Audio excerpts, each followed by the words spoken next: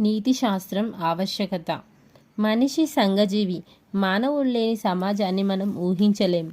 మానవులు కుటుంబాలుగా ఏర్పడడం, కుటుంబాలతో సమాజం ఏర్పడడం అనేది చాలా సహజంగా జరుగుతుంది.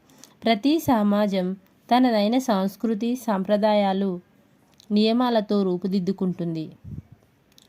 కలిసి బతకడం, సంఘజీవనం అనే నియమాలను ప్రతి ఒక్కరూ ఎప్పుడైతే పాటిస్తారో అప్పుడే అది సాధ్యమవుతుంది. ఇది జరగాలంటే ప్రతి ఒక్కరూ సమాజం ఒక క్రమ పద్ధతిలో నడవడానికి తమ ప్రవర్తనలను సర్దుబాటు చేసుకోవాలి. ఎవరైతే ఈ నిబంధనలను, సంప్రదాయాలను పాటించరో లేదా వ్యతిరేకించడమో చేస్తే వారిని సంఘ వ్యతిరేక వ్యక్తులుగా, నీతి నియమాలు పాటించని వ్యక్తులుగా భావిస్తారు. సమాజంలోని ప్రతి ఒక్కరికి కొన్ని బాధ్యతలు, హక్కులు ఉంటాయి. ప్రకృతితో మానవునికి విడతీయరాని బంధం ఉంది.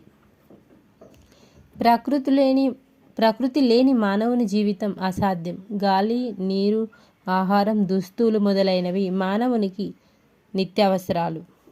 అవి ప్రకృతి నుండే మనకు లభిస్తాయి. దీన్ని బట్టి ప్రకృతి, సమాజం అనేవి మానవుని జీవితాన్ని ప్రభావితం చేసే అంశాలుగా మనం గుర్తించవచ్చు.